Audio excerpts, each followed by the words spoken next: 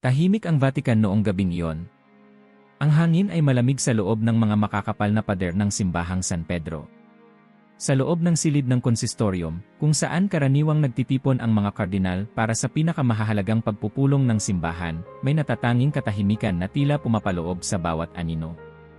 At sa gitna ng katahimikang iyon, isang pangalan ang pabulong na bumalot sa mga marmol na haligi. Leo. Hindi siya kilala ng karamihan. Ni hindi nga siya bahagi ng mga pinag-uusapang frontrunner noong conclave. Walang headline. Walang poster. Walang pre-event buzz. Sa katunayan, marami sa mga kardinal ay hindi pa talaga nakakausap siya ng matagal. Isang tahimik na teologo, matagal nang nasa mga background ng Curia, kilala lang sa loob ng mas teknikal na komite ng Vatican. Pero mayong gabi, siya na ang bagong Santo Papa. Pope Leo ang kanyang papal name, bulong ni Cardinal Proin, ang makapangyarihang kalihim ng Estado. Hawak niya ang isang folder na naglalaman ng mga draft ng mga press release na kailangang i-update kagad. Hindi ko akalain, dagdag ni Cardinal Fernandez habang nag-ayos ng kanyang salamin. Wala sa radar. Tahimik sa bawat konsulta. Pero siya ang may pinakamaraming boto. Paano iyon nangyari? Someone moved the board when we weren't looking, sabat ni Cardinal Kevin Frel, sabay ngiti na puno ng tensyon. Hindi lang iyon, putol ni Cardinal Marelo Siemaro. May gumalaw sa buong chessboard. Wala pang isang oras matapos ang white smoke, isang bagong era ang nagsimula. Pero kakaiba ito, walang fanfare. Walang malalaking anunsyo.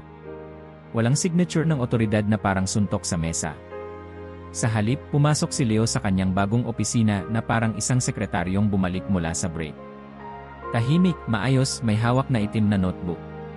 Sa loob ng Apostolic Palace, tinanggap siya ng ilang matataas na opisyal. Holy Father, bati ni Monsignor Renaud, handa na po ang silid para sa inyong unang pagpupulong. Hindi ko kailangan ng pagpupulong ngayong gabi, tugon ni Leo. Kailangan ko ng oras. At ng floor plan ng buong Vatican personnel. Floor plan po. Gusto kong malaman kung sino ang nasaan. At anong ginagawa nila. Sa unang linggo ng kanyang papado, kakaiba ang mga galaw ni Leo. Hindi siya masyadong lumalabas. Hindi rin siya nagbibigay ng maraming public appearances o homilya. Sa halip, araw-araw siyang pumapasok sa maliit na study room sa dulo ng palasyo. Sa loob, may lumang mapa ng Vatican, mga folder na kulay abo, at isang whiteboard na punong-puno ng pangalan. Siya mismo ang nagsusuri sa chain of command ng simbahan. May sariling sistema si Leo, isang kombinasyon ng military-grade analysis at spiritual na discernment. Sa bawat pangalan na itinatala niya sa whiteboard, may 3 checkmark, theology, loyalty, at impact. Kung may kulang, naku-question. Kung sobra, pinagtutuunan. Isang gabi, tinawag niya si Monsignor Renaud. Gaano kalaki ang impluensya ni Cardinal Gambetti sa Basilika? Malaki po, Holy Father. Siya ang archpriest. Responsable siya sa logistics, liturgy, at halos lahat ng ginagawa sa loob. Simple siyang tao, ani Leo, habang nakatingin sa profile ni Gambetti sa tablet. Isang Franciscan. Ang basilika sa ilalim niya ay naging tahanan ng sinumang gustong pumasok, kahit sino. Maganda yon pero hindi sapat. Hindi sapat po. Tingnan mo ang basilika, Renaud. Hindi lang iyan bahay panalanginan. Isa yan sa pinakamatinding simbolo ng kapangyarihan sa buong mundo. Dapat hindi lang siya accessible. Dapat siyang maging makapangyarihan. Malinaw. Walang tanong. Sa parehong linggo, isang lihim na memorandum ang lumabas mula sa Office of Papal Affairs. To Cardinal Mauro Gambetti. New pastoral assignment. Effective immediately, you are hereby resigned as Apostolic Liaison to the Diocese of Cagabalaba, West Africa. This position will benefit from your pastoral expertise and Franciscan spirituality. Hindi man lang ito ibinalita.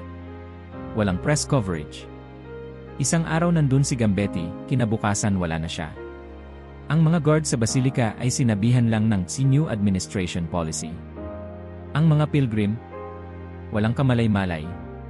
Habang pinapanood ni Leo mula sa CC feed ang basilika na unti-unting umiinog ng walang dating leader, tinawag niya si Cardinal Proin. Hindi ako naghahanap ng mga tagapag-alaga ng mga simbahan, anya. Kailangan ko ng mga tagapagbuo ng ideya. Mga taong hindi lang nagpapasok ng mga tao, kundi naggagabay kung paano sila lumabas, may misyon, may direksyon. Mayroon akong isang pangalan para sa papalit kay Gambetti, sabat ni Proin. Isang obispo mula sa Lagos. Matapang. Modernong disiplina. Marunong makitungo sa media pero hindi gumagawa ng circus. Isang simbahan na matatag, malinaw at naririnig, tugon ni Leo. Hindi ako nandito para ipagpatuloy ang nakasanayan.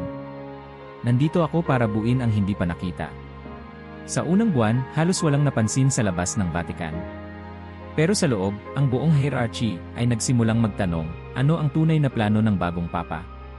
Sa labas, ang media ay abala pa rin sa pag-aanalisa ng estilo ni Leo, ang kanyang katahimikan, ang kanyang hindi pagpapakilala sa sarili, at ang kanyang likas na kakulangan ng interes sa publicity. Baka naman transitional pope lang ito, sabi ng isang analyst sa telebisyon.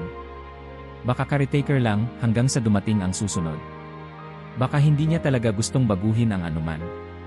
Pero ang totoo, isa-isa nang gumagalaw ang mga piyesa sa ilalim ng lupa. At ang susunod na target ay isang tao na maraming hindi kilala, pero napakahalaga sa anyo ng pananampalatayang Katoliko, ang taong nagpapasya kung sino ang magiging santo. Ang araw ay lumulubog sa Roma, nagkukulay amber ang mga bintana ng mga gusaling marmol, at ang anino ng kupola ng San Pedro ay dumudungaw sa buong syudad na parang isang bantay na nagmamasid. Sa loob ng mga pader ng Vatican, may mga hakbang na halos hindi naririnig ngunit may bigat na kayang yumanig sa pundasyon ng simbahan. Si Cardinal Mauro Gambetti ay hindi sanay sa ganitong katahimikan. 3 araw na mula nang natanggap niya ang liham. Walang paliwanag. Walang pagpupulong. Isang papel lang na may selyo ng Santo Papa. Isang reassignment at hindi sa sentro ng pananampalataya, kundi sa isang lugar na halos walang pondo, walang media, at tiyak walang impluensya. Cagabalaba. Isang maliit na diocese sa West Africa. Tahimik siyang nag-empeke, isa-isang isinilid ang mga lumang larawan sa drawer. Isang larawan kasama si Pope Francis, nakangiti sa harap ng altar. Isang larawan ng kanyang orden ng mga Franciscan, nakaipit pa sa lumang bookmark ng breviary. Pumasok si Monsignor Renaud habang nakabukas ang bintana. Kardinal, mahinang bati niya. Handa na po ang sasakyan nyo. Sabihin mo sa kanya, Ani Gambetti, hindi lumilingon na ginawa ko ang lahat ayon sa aking konsensya. Hindi ako nagsisi. Hindi sumagot si Renaud. Tumango lang siya at tahimik na isinara ang pinto. Sa kabilang bahagi ng Vatican, si Pope Leo ay nakaupo sa kanyang study, tahimik na nagbabasa ng ulat mula sa Secretariat for Appointments. Sa mesa niya ay may 6 na folder, bawat isa ay may pangalan, posisyon, at isang maikling profile. Ang kanyang mata ay nakafocus sa isang folder na may pulang tab, Cardinal Marelo Siamaro. Prefect for the Causes of Saints, bulong niya sa sarili. Pumasok si Cardinal Proin, dala ang kape at balita. May kaunting ingay mula sa Brazilian press, sabi nito. Nagtataka raw sila kung bakit si Gambetti ay bigla na lang nawala. Ignore it, malamig na tugon ni Leo. The real questions come from those inside, not outside. Tell me more about Simaro. Siya po ay highly respected. Isa sa mga pinakamahusay sa larangan ng hagiography. Teolohiko ang pananaw. Matatag. Mataas ang kredibilidad. Ngunit nagkibit balikat si Proin. Ngunit, tanong ni Leo, di inaalis ang tingin sa folder. Wala siyang presensya. Walang sense ng naratibo. Tumatanggap ng mga proposal para sa canonization, pero hindi niya ginagawang inspirasyon para sa masa. Lahat ng prosesong hawak niya ay parang galing sa 1,950. Sa mundo ngayon, ani Leo, tumayo at lumakad sa harap ng mapa ng global Catholic population, ang kabanalan ay dapat makita. Marinig. Makatok sa puso ng mga kabataan. Hindi sapat ang kabanalan kung walang epekto. Kailangan natin ng mga santo na nagsasalita sa TikTok generation. May proposal po kami para sa isang kapalit. Hindi ko kailangan ng scholar. Kailangan ko ng visionary. Isang storyteller. Samantala, sa isang tanggapan malapit sa St. Peter's Square, si Cardinal Siamaro ay kasalukuyang sinusuri ang dokumentasyon ng isang martir mula sa Sudan. Maingat niyang binubusisi ang mga ulat, tinitingnan ang consistency ng testimonya. Nang pumasok si Monsignor Delfini, dala ang isang liham. Galing sa Apostolic Palace. Tahimik na iniabot ni Delfini ang sobre. Binasa ni Siamaro, mabagal, habang unti-unting nanlalamig ang kanyang mga daliri. Effective immediately resigned as the logical advisor for historical sainthood causes based in Avignon. Hindi siya nagalit. Hindi siya nagsalita. Tahimik lang niyang isinara ang sobre at isinandal ang likod sa upuan. Napakagandang lungsod ang Avignon, wika ni Delfini, tila pilit na nagpapagaan ng loob. Maganda ang lungsod, ngunit walang pumupunta roon upang magtanong kung sino ang magiging santo ng susunod na henerasyon. Sa gabi ring iyon, muling bumalik si Leo sa kanyang study.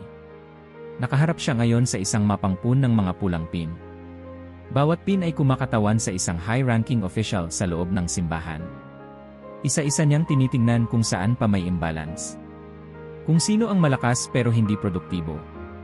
Kung sino ang makapangyarihan pero walang direksyon. Lumapit si Monsignor Renaud, may hawak na bagong ulat.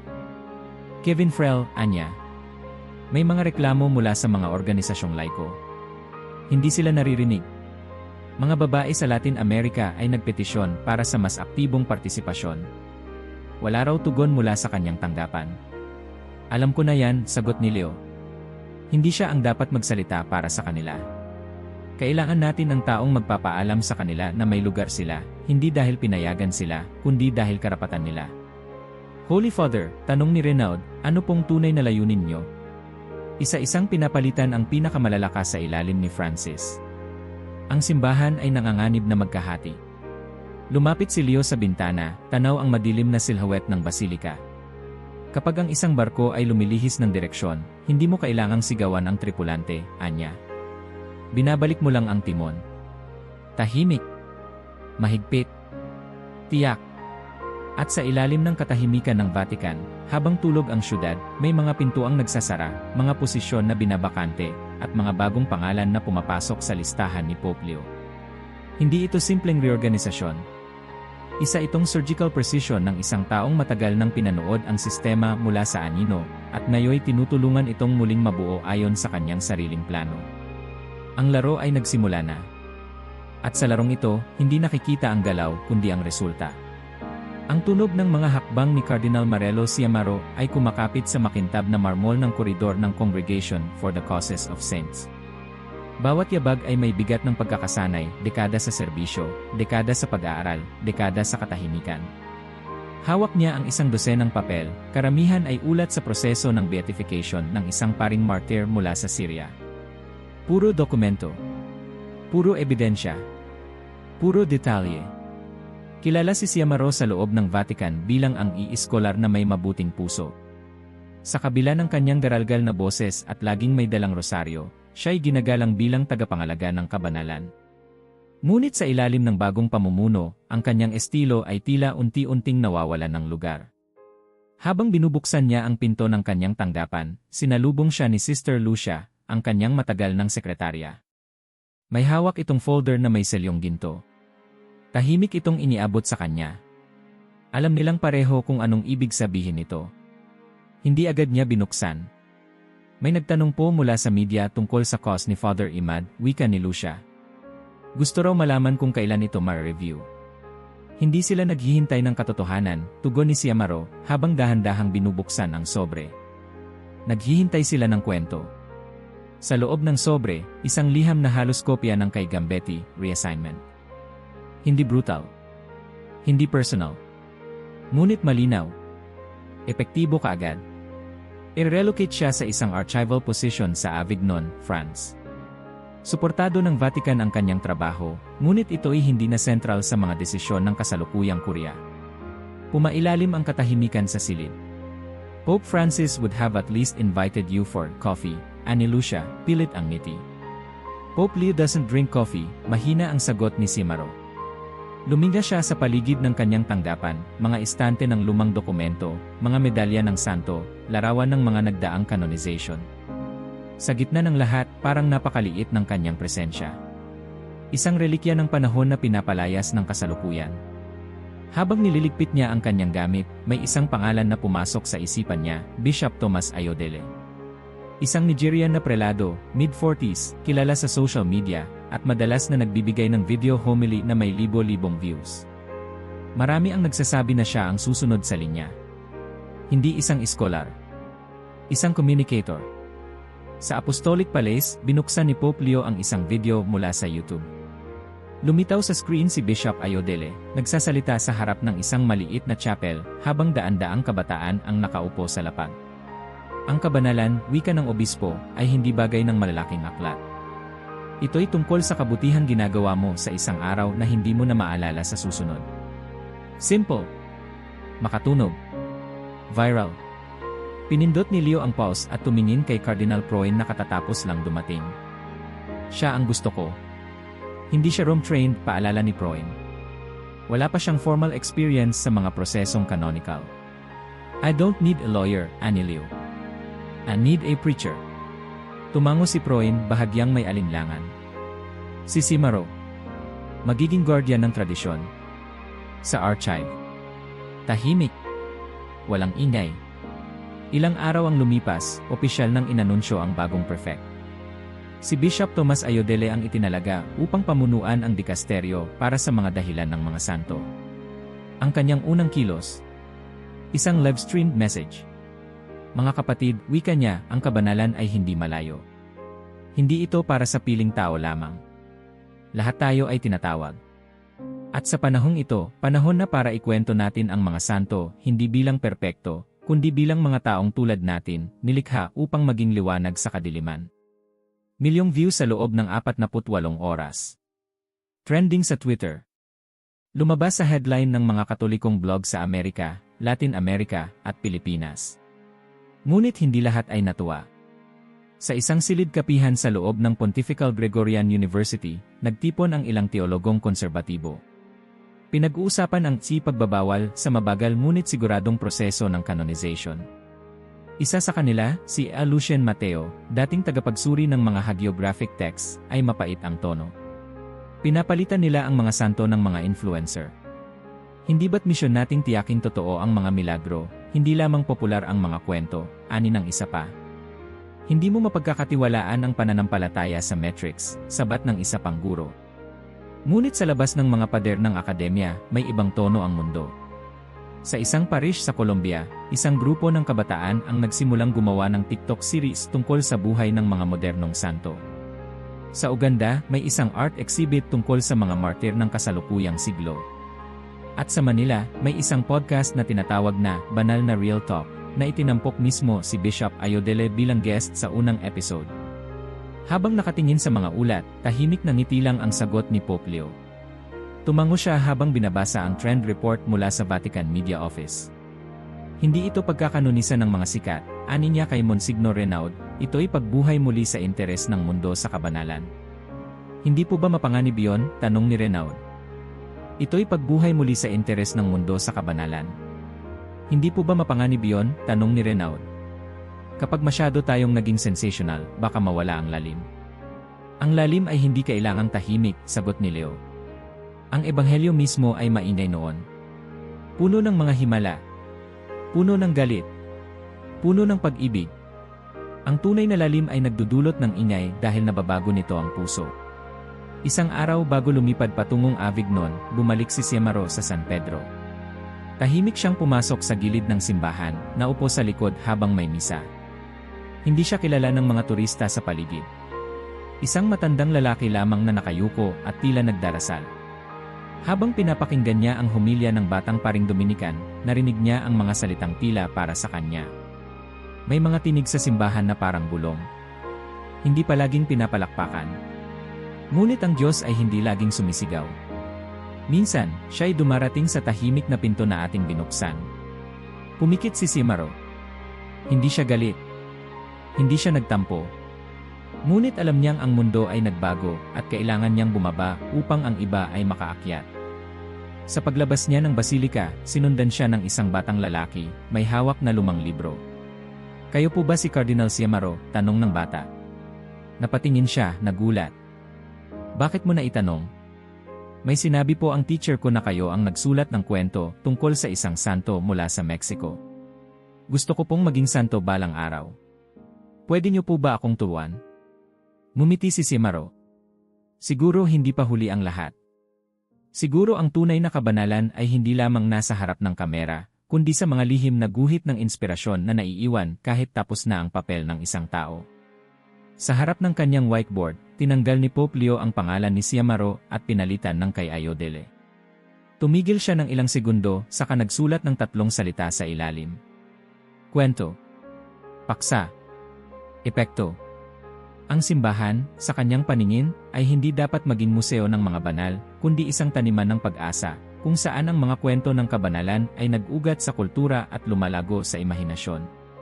At habang ang mundo ay nagbabago, kailangang sumabay ang kanyang simbahan, hindi upang makalimot sa nakaraan, kundi upang mapanatiling buhay ang pananampalataya sa puso ng bawat bagong henerasyon. Si Cardinal Kevin Farrell ay nakaupo sa kanyang tanggapan, tahimik na minamasdan ang tanawin mula sa mataas na bintana ng Palazzo San Callisto. Sa ibaba, may ilang grupo ng kababaihang laiko na nagtitipon sa isang maliit na demonstrasyon. May hawak silang mga karatulang may nakasulat, "Makinig sa amin, mga babae sa simbahan, hindi tagasunod, kundi katuwang." Sa harap ni Farrell ay nakapatong ang isang folder, reklamo. Hindi sa teolohiya, kundi sa estilo ng pamumuno. Hindi siya umaalma. Hindi rin siya nababahala. Sanay na siya sa prosesong mabagal, formal, organisado. Isinara niya ang bintana. Pinindot ang intercom. Padalhan ng kape si Monsignor Vitale. May kailangan akong itasa. Ilang minuto pa lang ang nakalilipas, dumating na si Vitale, may dalang laptop at isang listahan ng mga kasalukuyang programa para sa laiko. Tahimik silang naupo. Si Farrell ay agad nagtanong. Nasaan na tayo sa evaluasyon ng forum para sa mga laikong leader sa Timog Silangang Asya? Hindi pa tapos, Eminence. May delay sa translation ng dokumento. Schedule the final report within the month. I want a memo prepared. Tahimik na tumango si Vitale, bagamat halata ang pagkabalisa. Walang emosyon sa mata ng kanyang pinuno. Wala ring tanong kung bakit patuloy ang reklamo mula sa mga grassroots na grupo. Wala ring tanong kung bakit kahit sa mga retreat at konsultasyon, halos walang kababaihang may tunay na boses. Sa kabilang dako ng Vatican, si Pope Leo ay nakatanggap ng liham. Galing ito sa isang grupo ng kababaihang theologian mula sa Latin America. Hindi ito petition. Isa itong sulat na puno ng pananabik at pagod. Pananabik na marinig. Pagod na paulit-ulit lang silang naimbitahan upang magsalita pero hindi makapagdesisyon. Binasa ni Leo ang liham ng tahimik. Tila ba bawat salita ay muling binuhay ang alaala ng isang malayong panayam sa kanya, taon bago siya naging papa. Isang batang babae noon ang nagtanong sa kanya, kung kami ay tinawag ding anak ng Diyos, bakit laging ang mga lalaking anak lang ang namumuno? Tumingin siya sa ulat ni Cardinal Farrell. Ilang pahina ng bureaucratic metrics, graphs, timelines. Ngunit wala roon ang tinig ng simbahang kanyang naiisip. Tinawag niya si Monsignor Renaud. Pakikuha si Cardinal Farrell. Sabihin mong kailangan ko siyang makausap. Ngayon. Lumakad si Farrell papuntang Apostolic Palace. Maingat, dignified, may kahalong kaba. Hindi siya sanay matawag ng walang agenda. Walang liham. Walang background briefing. Nang pumasok siya sa silid, nakita niya si Leo, nakatalikod, nakaharap sa malaking salamin. Your Holiness, bati niya. Hindi agad nagsalita si Leo. Ngunit sa wakas ay tumingin siya. Matagal. Diretso.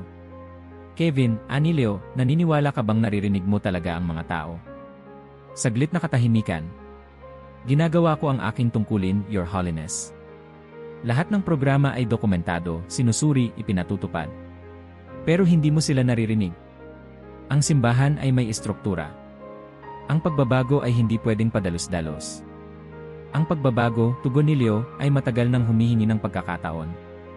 Ang hindi pagkilos ay hindi pagiging maingat. Ito ay pagiging bulag. Nagpalit ng tono si Leo. Mas mahinahon pero mas mabigat. May ibang misyon ang ating tanggapan para sa laiko, pamilya, at buhay. Hindi ito para sa papel. Ito'y para sa buhay ng mga taong tunay na umaasa sa simbahan. Hindi ito tungkol sa pagbibigay ng opinyon.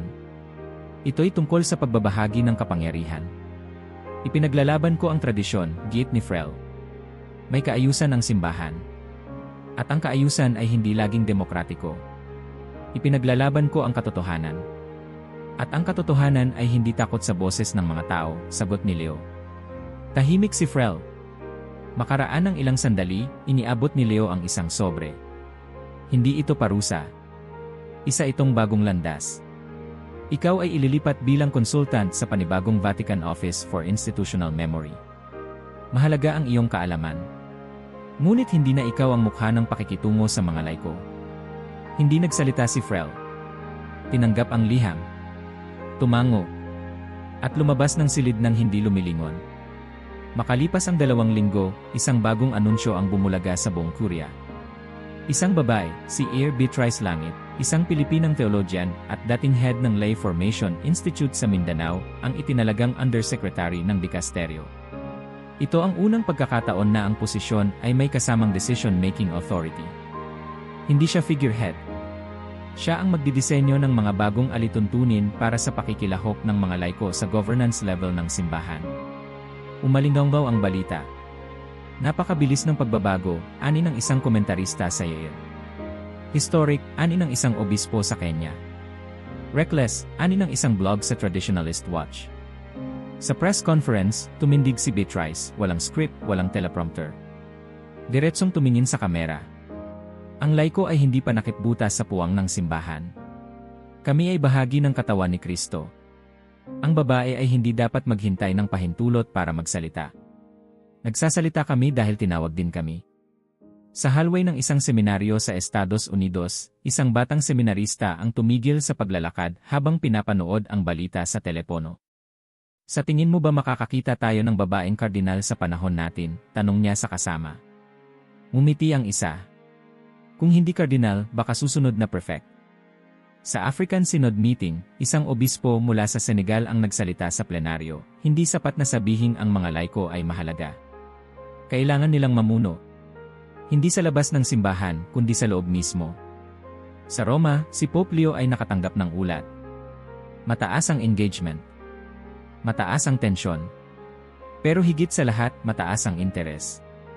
Ang mga tinig na dati ay wala sa mapa, ngayon ay laman ng diskurso.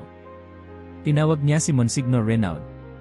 Pakipadala ang draft ng bagong direktiba. Gusto ko ng Synodal Assembly na may full voting rights ang mga laiko, kabilang ang kababaihan. At gusto kong may totoong bahagi sila sa pagbalangkas ng doktrina, hindi lang pastoral application.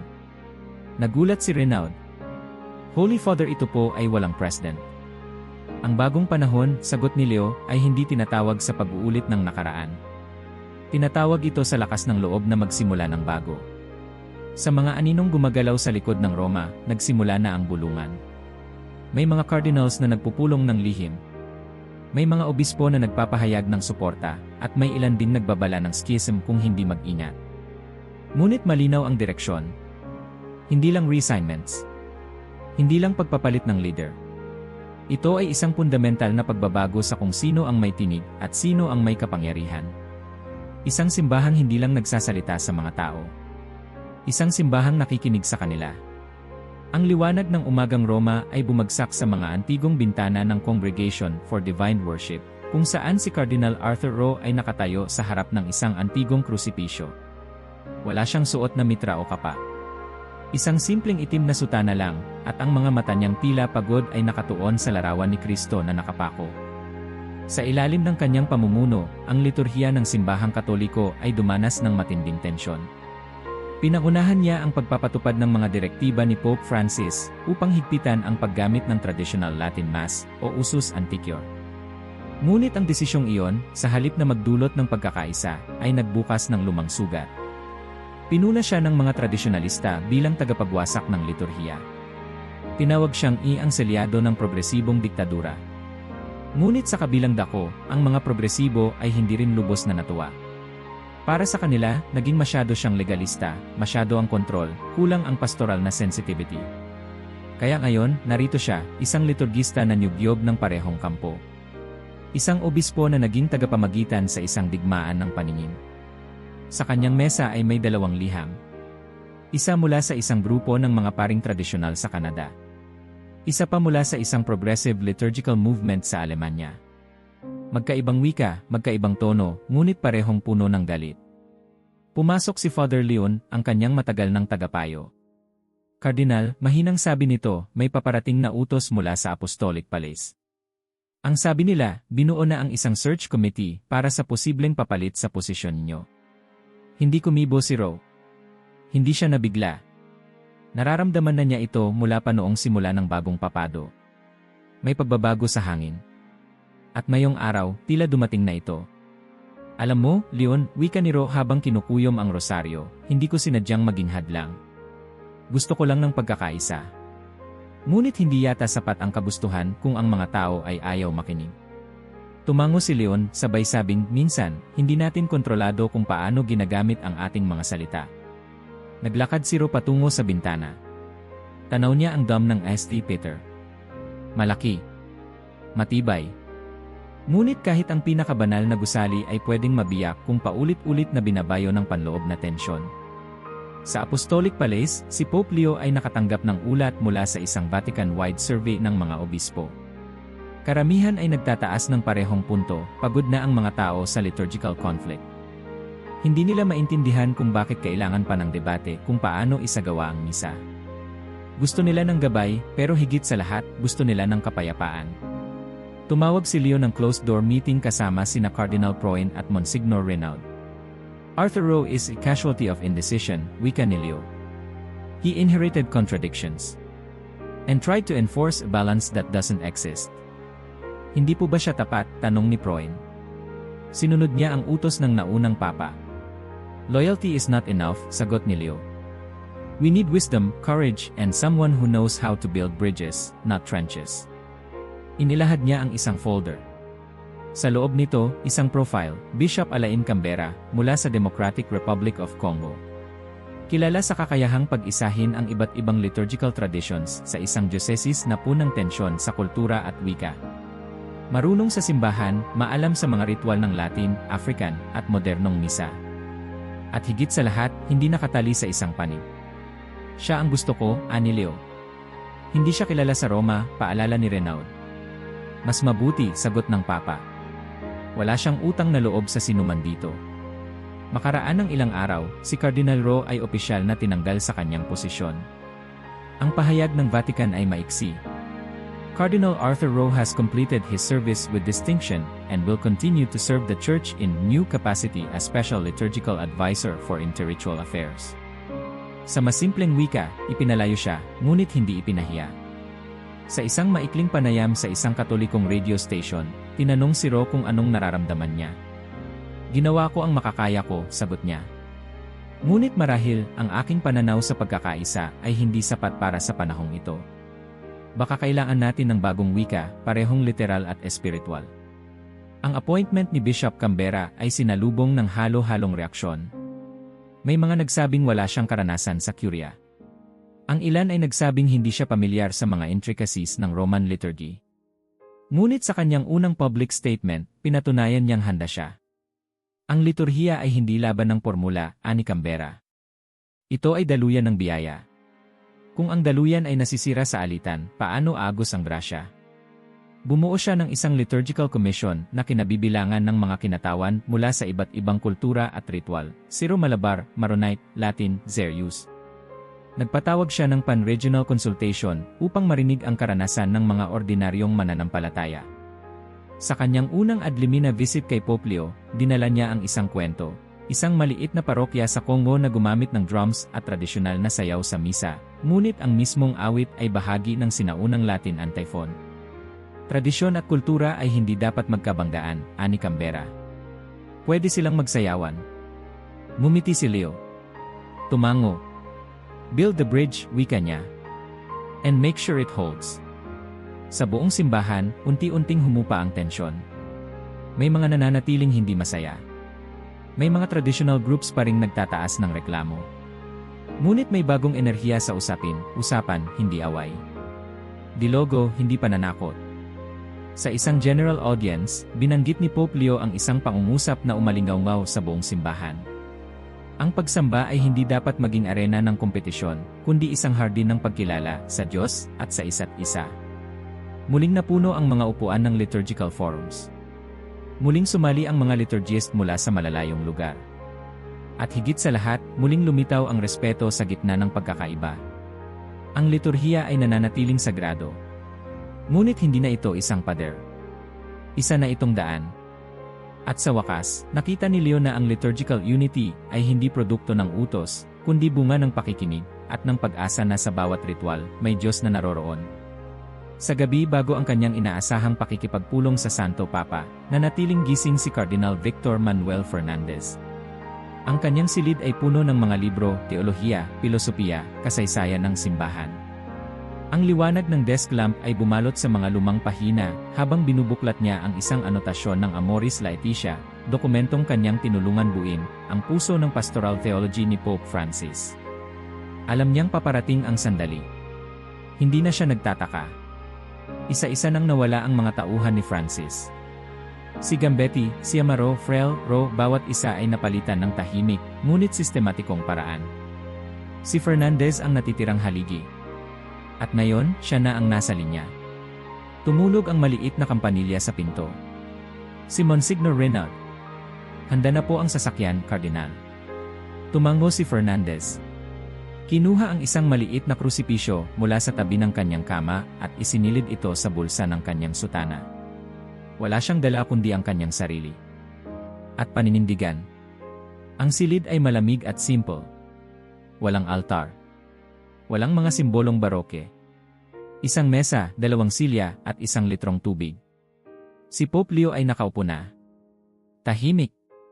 Nakatitig sa pinto habang papasok si Fernandez. Salamat sa pagpunta, Victor, bungad ni Leo. Palagi akong handang makinig, sagot ni Fernandez. Lalo na kapag ang usapan ay tungkol sa kaluluwa ng simbahan. Hindi agad nagsalita si Leo. Binuksan niya ang isang folder. Sa loob, mga artikulo, excerpts ng mga publikasyon ni Fernandez. Mga tala sa kanyang pakikilahok sa mga sinod. Mga sipi ng kanyang mga talumpati. Hindi ko pinag-aalinlanganan ang iyong katalinuhan, ani Leo. Ngunit ang katalinuhan ay hindi palaging kasabay ng kaliwanagan. Ang mundo ay hindi malinaw, sagot ni Fernandez. At ang simbahan ay dapat sumabay sa pagiging komplikado ng buhay. Hindi ito kahinaan, kundi awa. Awa ba talaga kung nalilito ang tao? Tanong ni Leo. Kung ang isang ina na may anak sa labas ay tinatanggap, pero hindi niya alam kung kasalanan pa ba ang kanyang naging buhay. O kung ang isang pari ay nagtuturo ng 2 magkaibang moral sa 2 magkahiwalay na parokya, pareho bang tama iyon? Hindi lahat ng tama ay pare-pareho sa lahat ng konteksto, sagot ni Fernandez. Ang espiritu ay gumagalaw sa pagitan ng mga kahulugan. Pero tayo ang tagapagbantay ng kahulugan, hindi tagapaglinlang, sagot ni Leo. At ngayon, ang mundo ay nangangailangan ng tinig na hindi nag-aalangan.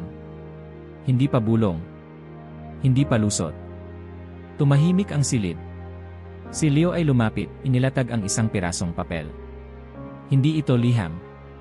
Isang panukala ito, reorganisasyon ng Dicastery for the Doctrine of the Faith. Sa ilalim ng bagong plano, ang posisyon ni Fernandez ay mawawala. Papalitan nito ng 3 opisyal, isang theologian, isang moral philosopher, at isang pastoral overseer. 3 boses. Isang linya. Ito ay hindi pag-alis, ani Leo. Ito ay paglipat sa isang bagong anyo. Mas kolektibo. Mas malinaw. Hindi sumagot si Fernandez.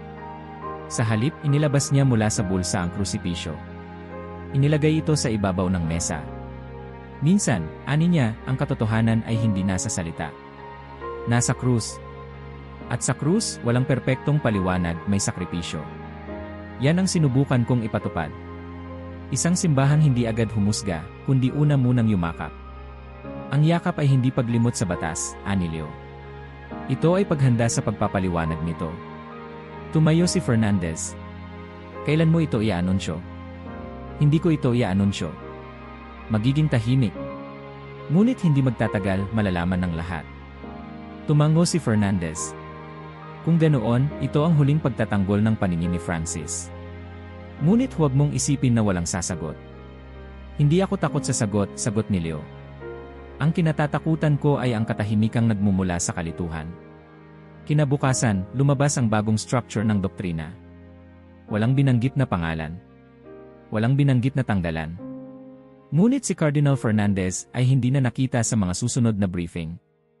Ang mga bagong mukha ay lumitaw, isang obispo mula sa Poland na kilala sa moral clarity, isang theologian mula sa India na nagtuturo ng Thomism, at isang madre na may sa ethical theology mula sa Boston College.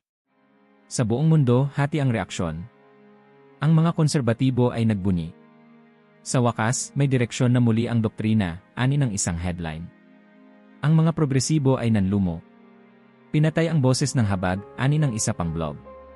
Sa Argentina, isang maliit na grupo ng mga paring kilala bilang taga-suporta ni Francis ay nagsimula ng panawagan para sa teolohikong paglilinaw sa bagong pamunuan. Sa Estados Unidos, ilang unibersidad ang nagpahayag ng pagkabahala sa pag-urong ng pastoral theology. Sa Africa, may mga obispo na nagbigay ng mensaheng pampagkakaisa, hindi tayo dapat matakot sa pagkakaiba. Ngunit kailangan nating itaguyod ang iisang pananampalataya. Sa loob ng Vatican, si Leo ay naglalakad sa mahabang pasilyo ng Congregation for the Doctrine of the Faith. Tahimik. Maputi ang marmol. Wala siyang sinasabi, ngunit ramdam sa bawat hakbang ang bigat ng kanyang desisyon. May ilang tauhang yumuko sa kanya habang siya'y dumaraan. May ilan ding tumalikod, kunwaring abala. Ngunit wala na siyang pakialam. Hindi ito laban para sa popularidad. Ito ay laban para sa kalinawan. Nang marating niya ang dulo ng pasilyo, huminto siya sa isang maliit na kapilya. Pumasok siya, lumuhod, at binulong ang mga salitang hindi para sa sinuman kundi sa Diyos. Walang kapangyarihan ang mga salita kung ang mga ito'y hindi nauunawaan. Turuan mo akong magsalita na may katotohanan kahit walang palakpak. Turuan mo akong mamuno kahit walang kasamang mga dating kakampi. Lumabas siya sa kapilya, hindi masaya, ngunit tiyak. Sa kanyang likuran, ang tunog ng mga hakbang ay bumalik sa katahimikan. Isa na namang muog ang bumagsak. Isa pang bahagi ng lumang mundo ang nalansad. Ang huling kuta ay naglaho, at sa pagkawasak nito, isang bagong pundasyon ang itinayo. Sa isang tanggapan sa likod ng Apostolic Palace, si Cardinal Proin ay nakaupo sa harap ng 3 monitor, bawat isa ay nagpapakita ng mapa, balita, at intel mula sa iba't ibang embahada ng Vatican. Katatapos lamang ng briefing sa sitwasyon sa Sahel. Isa na namang krisis sa rehiyon. Digmaan, taggutom, at lumalalang tensyon sa pagitan ng mga grupong etniko at relihiyoso. Hindi ito bago sa kanya. 3 dekada na siyang bahagi ng diplomatic machinery ng simbahan. Sa ilalim ni Pope Benedict, naging tagapamagitan siya sa pagitan ng Israel at Palestine. Sa panahon ni Francis, siya ang arkitekto ng kasunduang diplomatiko sa China, isang kasunduang itinuturing ng ilan bilang obra maestra ng pag-iwas sa eskandalo, at ng iba naman bilang kompromisong moral. At ngayon, narito siya, may dalang parehong talino at pag-aalinlangan, habang humaharap sa isang leader na hindi naniniwala sa pag-ikot-ikot ng wika. Pope Leo. Kardinal, sabi ni Leo, habang pinapapasok si Proin sa isang private audience, nakapagsalita na ba tayo tungkol sa batas na ipinasa sa Hungaria? May unofficial statement po ang nunciature doon. May pahayag tungkol sa pangangalaga sa dignidad ng bawat isa, ngunit iniiwasan po nating magbanggit ng partikular na pamahalaan. Hindi na sapat ang unofficial, sagot ni Leo. Kapag ang isang bansa ay gumagamit ng relihiyon para apihin ang iba, at nananatili tayong tahimik, kasabwat na rin tayo. Holiness, ang neutrality po ng Santa Sede ang siyang nagpapahintulot na makipag-usap tayo sa lahat, kaalyado man o kaaway. Pero hindi tayo United Nations, anya. Tayo ay simbahan. Ang misyon natin ay hindi diplomasya, kundi katotohanan.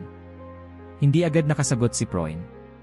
Kilala niya ang paninindigan ng bagong papa, ngunit ngayon lang niya naramdaman ang matinding banggaan sa pagitan ng kanyang tungkulin at bagong direksyon. Kapag nagsalita po tayo ng lantaran laban sa isang pamahalaan, sabi niya sa wakas, maaaring mapatalsik ang ating mga nunsyo. Maaaring magsara ang mga pintong pinaghirapan nating buksan. Kung ang pintuang iyon ay nagbubukas lamang sa katahimikan sa harap ng kawalang katarungan, ani Leo, baka hindi pintuan iyan, kundi bitad. Sa mga susunod na araw, inilabas ng Vatican ang isang position paper, hindi press release, kundi isang formal na dokumento, na lantaran at malinaw ang mensahe. Ang simbahan ay tumututol sa paggamit ng relihiyon bilang sandata ng diskriminasyon. Walang binanggit na bansa, ngunit malinaw sa lahat kung sino ang pinatatamaan. Sumabog ang mga headline. Vatican denounces abuse of religious doctrine to justify oppression. Leo draws red line. Sa mga embahada, kumilos agad ang mga diplomat. May mga bansa na tumawag sa Vatican para humiling ng paliwanag. May ilang leader ang nagbanta na hindi sila tatanggap ng nonsyo. Ngunit may ilan ring lumapit, mga aktivista, mga inusig na pastor, mga pinunong sibiko, umaasang sa wakas, may boses silang maririnig. Si Cardinal Proin, sa mga panahong ito, ay naging mas tahimik kaysa karaniwan. Sa kanyang mesa ay nakatambak ang mga cable messages mula sa Latin America, Asia, at Eastern Europe. Karamihan dito ay may temang isa, ano ang bagong direksyon ng Santa Sede. Sa isang closed-door meeting kasama ang mga senior diplomats, tiningnan ni Proin ang bawat isa sa mata bago nagsalita. May panahon para sa pag-ingat. At may panahon para sa paglilinaw. Sa tingin ko, nasa ikalawa na tayo. Tumango ang iba. May halong kaba. May halong pag-asa. Samantala, si Pope Leo ay abala sa pagsulat ng bagong draft ng encyclical na tatalakay hindi lang sa moralidad ng individual, kundi sa pananagutan ng simbahan bilang institusyon sa mga pandaigdigang krisis. Tinawag niya si Proin isang gabi. May tatanungin ako, wika niya. Sa lahat ng taong nalapitan mo bilang diplomat, ilan sa kanila ang tunay na nagbago dahil nakinig sa simbahan? Saglit na katahimikan. Hindi ko alam, Holiness. Hindi mo alam dahil masyado tayong abala sa hindi pagsasara ng pinto. Pero baka kailangan na nating simulan ang pagkatok. Lumipas ang ilang linggo. Isang araw, lumabas ang balita, si Cardinal Proin ay magbibitiw bilang Secretary of State. Hindi dahil pinilit. Hindi dahil pinatalsik. Kundi dahil siya mismo ang humiling. Sa isang liham na ipinadala niya kay Pope Leo, nakasulat. Ang bagong panahon ay nangangailangan ng bagong pamamaraan. Hindi ko itinuturing na pagkatalo ang pag-alis, kundi pagbibigay daan sa panibagong simula. Ako ay maglilingkod pa rin, ngunit sa isang tahimik na paraan. At sa kanyang lugar, itinalaga ang isang obispo mula sa Sudan, si Bishop Thabo Ayo, isang dating aktivista para sa karapatang pantao, ngunit bihasang diplomat. Marunong sa tensyon. Marunong magsalita ng tuwiran ngunit may dangal. Isa siyang tinig ng simbahang hindi takot mangialam kapag may mali, ngunit marunong ding makinig. Sa VN headquarters sa Geneva, sa isang sesyon ng Human Rights Council, isang kinatawan ng Vatican ang nagsalita tungkol sa pagtaas ng mga bilang ng political prisoners sa ilang bansa sa Asia. Hindi ito pangkaraniwan. Sa mga nakaraang taon, iwas ang Santa Sede sa ganoong direktang pagsisi. Ngunit ngayon, malinaw ang tinig. Ang pananampalataya ay hindi nagiging instrumento ng pananakot. At ang katahimikan ng simbahan sa harap ng pang-aabuso ay hindi pagiging neutral, ito ay pagtataksil sa misyon ni Kristo. Sa mga bangko ng council room, may mga pumalakpak. May mga umalis. Ngunit hindi na ito mahalaga. Sapagkat, para kay Leo, ang mahalaga ay ang kalinawan. Mula sa kanyang bagong opisina, si Proin ay nanonood ng balita. Tahimik. Hindi na siya bahagi ng mga desisyon. Ngunit sa kanyang puso, alam niyang tama ang naging pasya. Ang kanyang panahon ay panahon ng diplomasya. Ang panahon ngayon ay panahon ng katapangan. Kinuha niya ang rosaryo mula sa drawer. Isang regalo mula kay Pope Paul noong siya ay isang batang nonsyo pa lang sa Nigeria. Bumulong siya ng panalangin. Hindi para sa sarili. Kundi para sa simbahang muling natututo, hindi lamang magsalita, kundi manindigan. Ang Vatican Printing Office ay tahimik sa madaling araw, maliban sa tuloy-tuloy na tunog ng Rotary Press na nag-imprenta ng isang dokumentong may kapangyarihang baguhin ang kasaysayan. 2 gwardiya ang nakatayo sa pasukan, at isang monsenyor ang nagbabantay sa bawat pahinang lumalabas sa makina. Sa loob ng selyadong silid, nakaayos na ang unang 100 kopya, bawat isa ay may selyo ng Santo Papa at pirma sa ilalim ng pamagat. Veritas Una, sa iisang katotohanan, tayong lahat ay tumindig. Ito ang unang encyclical ni Pope Leo. At ito ang kanyang sagot sa lahat ng tanong na bumabalot sa kanyang pamumuno, sino siya, ano ang kanyang paninindigan, at saan niya dadalhin ang simbahan. Sa kanyang opisina, habang pinagmamasdan niya ang huling draft sa kanyang mesa, nakatayo si Leo na parang sundalo bago ang digmaan. Sa harap niya, isang simpleng ilawan at krusipisyo lamang ang nagbibigay liwanag. Sa kanyang tabi, si Monsignor Renaud, tahimik at handang ipadala ang dokumento sa bawat sulok ng mundo. Ito na ba ang huling bersyon? Tanong ni Leo, hindi inaalis ang tingin sa papel. Holiness, lahat ng pagbabago ninyo ay naisama. Ang Latin at Italian version ay parehong na-review. Kinuha ni Leo ang panulat. Sa ilalim ng huling pahina, inilagda niya ang kanyang pangalan, Leoye Lasie. Isa lang ang pirma, pero ang bigat nito ay sapat upang ianig ang bawat opisyal ng kurya, bawat obispo, at bawat komentador sa mundo. Sa umaga ng publikasyon, sabay-sabay na inilabas ang dokumento sa website ng Vatican, ipinadala sa mga nunsyo sa buong mundo, at ipinasok sa mga archive ng bawat diocese. Hindi tumagal ang katahimikan. Ang mga headlines ay mabilis na nagsulputan. Leo calls for new Catholic order. Pope's first encyclical breaks with tradition. Laicos la Major Stenden Voto and Snodo Global. Sa 78 pahina ng dokumento, walang ginamit na mabubulaklak na salita. Walang latag ng diplomasya. Mula simula hanggang dulo, diretsyo ang tono, malinaw ang pananaw, at matapang ang paninindigan. Ayon kay Leo, ang simbahang Katoliko ay nasa panibagong yugto, isang yugtong nangangailangan ng isang istrukturang matatag, ngunit hindi sarado. Isang pamumunong malinaw, ngunit hindi mapangalipusta. Isang simbahang bukas sa mundo, ngunit hindi nilalamon ng mundo. Ipinanukala niya ang pagbubuo ng isang pandaigdigang Synodus Veritatis, isang espesyal na sinod kung saan ang mga laigo, kababaihan, kabataan, at mga taong galing sa mga gilid ng lipunan ay bibigyan ng full voting rights. Hindi lamang tagapakinig. Hindi lamang tagamasid. Kundi tagapagpasya. Isang seksyon ng encyclical ang tumimo agad sa puso ng marami. Hindi kasalanan ng pagiging laiko. Hindi kahinaan ang pagiging babae. At hindi hadlang ang pagiging labas sa hierarchy upang marinig ang tinig ng Espiritu Santo. Sa kurya, hindi lahat ay natuwa. Sa isang di formal na pagpupulong ng ilang senior cardinal, nabalot ang silid ng katahimikan matapos basahin ang encyclical. Kapag binigyan mo ng boto ang mga hindi ordained, wika ng isa, ano pa ang magiging halaga ng pagkasaserdote? Kapag pinayagan mong magdesisyon ang mga kababaihan sa mga usaping doktrinal, sabi ng isa pa, ano na ang magiging anyo ng simbahan? Ang anyo, sagot ng pinakamatandang obispo sa silid, ay laging nagbabago. Ang tanong ay, mananatili ba ang espiritu? Ngunit sa labas ng Vatican, ibang ihip ng hangin ang naramdaman. Sa mga parokya sa Brazil, mga community chapel sa Vietnam, mga migrant chaplaincy sa Europa, may isang damdamin na unti-unting bumalot sa mga tao, pagkakaugnay. Isang madre sa Kenya ang nag-post ng larawan niya hawak ang encyclical, may caption, sa unang pagkakataon, pakiramdam ko ay bahagi ako ng katawan, hindi lang bisig sa gilid. Sa isang youth group sa Mexico, isang spontaneous na pagtitipon ang ginawa upang pag-aralan ang bawat kabanata ng dokumento. Isang binatang seminarista ang nagsabi, ito ang unang encyclical na naiintindihan ko ng buo. Hindi kailangan ng para maramdaman mo ang katotohanan. Samantala, sa isang maliit na monasteryong Benedictine sa Bavaria, binasa ni Cardinal Fernandez ang dokumento ng buo. Wala siyang sinabing puna.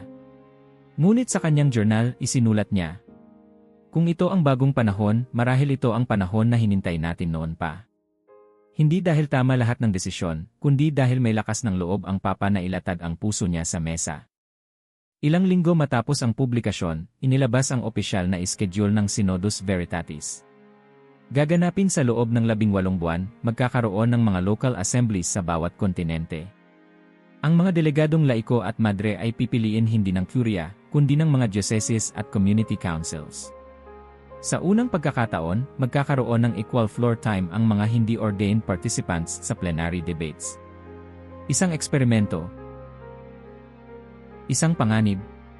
Walang duda. Ngunit isang bagay ang malinaw, hindi na ito ang Vatican na nakasanayan. Sa huling bahagi ng encyclical, isinulat ni Leo, ang katotohanan ay hindi natatakot sa tanong. At ang tunay na pamumuno ay hindi nalulunod sa dami ng tinig, kundi natutong gumabay sa kanila. Ako ay hindi perpekto. Ngunit ako ay naniniwala, kung ang simbahan ay mananatiling tapat sa katotohanan, hindi ito mawawala. At kung tayo ay tapat sa Diyos, maglalakad tayo kasama ng sangkatauhan, hindi bilang hari, kundi bilang kapatid. Sa kanyang opisina, matapos basahin ang balita mula sa buong mundo, muling tumingin si Leo sa krusipisyo sa kanyang mesa. Tahimik. Walang palakpak. Walang eksena.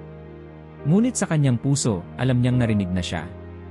At ang simbahan, sa wakas, ay nagsisimulang magsalita pabalik. Ang Aula Pauloyay ay hindi kailanman naging ganito kasiksik, kaingay at kaiba. Mula sa mga sulok ng Africa, bundok ng Andes, lungsod ng Asia, at mga laylayan ng Europa, dumagsa ang mahigit 1,000 delegado, pari, madre, laiko, kabataan, propesor, magsasaka, tagapangalaga ng simbahan, at mga dating hindi kailanman inimbitahan sa ganitong antas ng kapulungan. Ang Synodus Veritatis ay opisyal na nagsimula. Sa gitna ng entablado, nakaupo si Pope Leo, hindi sa trono kundi sa parehong antas ng mga delegado. Wala siyang ginintuang baston, walang pumpiyang musika, walang dramatikong pagpasok. Ngunit ramdam sa buong silid ang bigat ng kanyang presensya.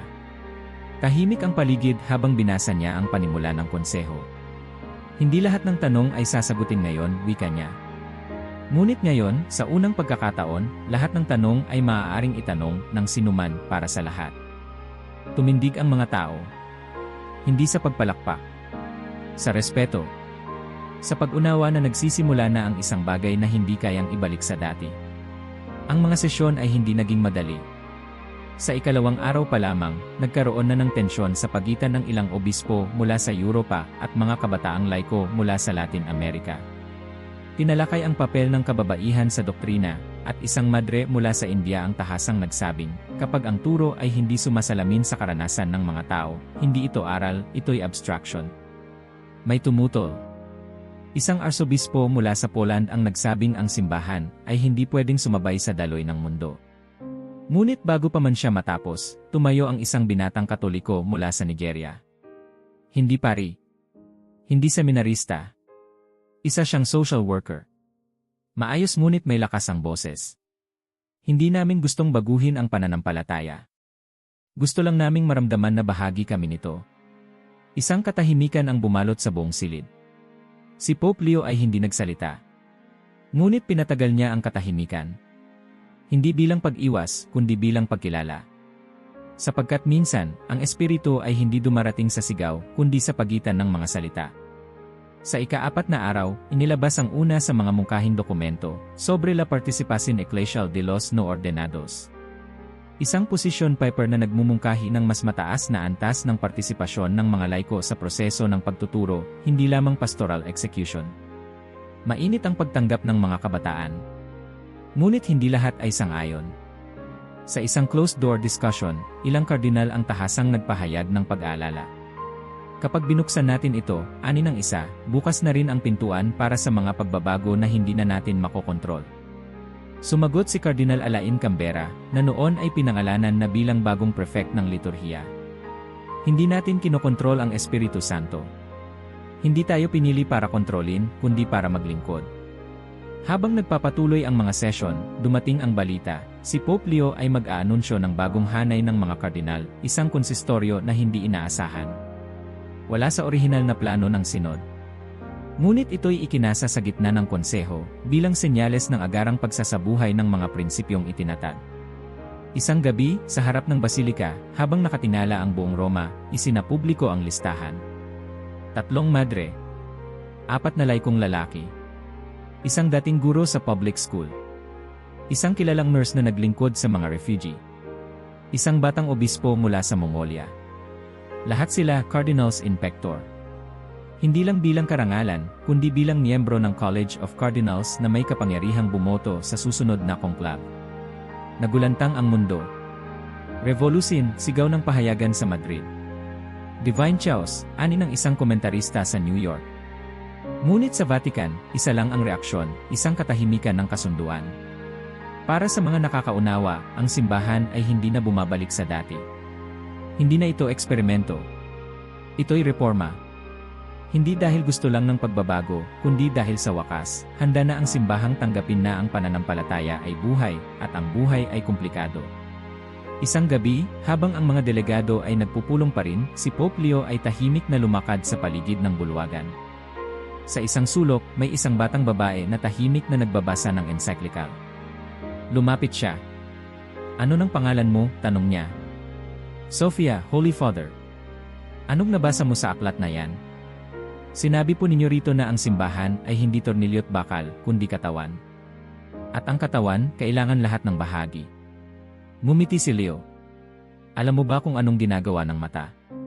Tumitingin po. Ngunit hindi ito naglalakad. "Alam mo ba kung anong ginagawa ng paa?" Lumalakad pero hindi nakakakita. Ganoon din ang simbahan. Kaya kailangan natin ang isa't isa. Sa huling araw ng konseho, isang dokumento ang pinirmahan, hindi dogma, hindi infallible teaching, ngunit isang deklarasyon ng pananampalataya, Ecclesia Veritatis, ang simbahan ng katotohanan. Pinirmahan ng bawat delegadong nandoon, ordained man o hindi. Ipinaskil ito sa pinto ng basilika bilang senyales, hindi ng pagtatapos, kundi ng pagbubukas ng isang panibagong yugto. Isang simbahang hindi takot sa boses ng mundo sapagkat may sarili na siyang tinig. Hindi nagtatago sa likod ng hierarchy, kundi gumagalaw kasama ng mga tao. Hindi laging tama, ngunit laging tapat sa paghahanap ng tama. Hindi sakdal, ngunit buhay. Sa mga sumunod na buwan, ang epekto ay naramdaman sa buong mundo. Ang mga universidad ng Katoliko ay nagdagdag ng mga programa kung saan ang mga laiko at madre ay kasamang bumubuo ng kurikulum. Sa mga seminaryo, may bagong required course, Listening Theology. Sa mga dioceses, nabuo ang mga council na may kapangyarihang magrekomenda ng mga obispo, hindi lang sa pamamagitan ng lihim na sulat, kundi sa bukas na konsultasyon. Ang simbahan ay hindi na lamang inaayos. Ito ay muling binubuo. At sa prosesong ito, ang lumang balangkas ay hindi itinapon, kundi isinama, binigyang saysay, at ginawang pundasyon ng mas malawak na tahanan. Isang gabi, habang naglalakad si Pope Leo sa mga hallway ng Vatican, huminto siya sa harap ng lumang larawan ni Pope Francis. Hindi niya ito tinanggal ni pinalitan. Sa halip, nilagyan niya ito ng maliit na plaka sa ibaba. Siya ang unang nagpasilip sa bukas. Tungkulin natin ang buksan ang pinto. Sa puntong iyon, napagtanto ni Leo na ang kanyang revolusyon ay hindi simpleng pagtatama ng landas, kundi pagpapatuloy ng isang paglalakbay. Mula kay Francis na tumawag sa awa, ngayon ay siya naman na tumatawag sa tapang. Hindi upang putulin ang nakaraan, kundi upang ituloy ito na may gulugod. At habang dumaraan siya sa madilim na pasilyo ng palasyo, isang sinag mula sa buwan ang tumama sa marmol sa ilalim ng kanyang mga paa. Tahimik, ngunit matibay. Gaya ng simbahang kanyang iniwan sa kanyang mga susunod, hindi na dati, pero hindi rin nawala. Mas totoo. Mas buhay. Mas buo. I like ang video at mag-subscribe sa channel.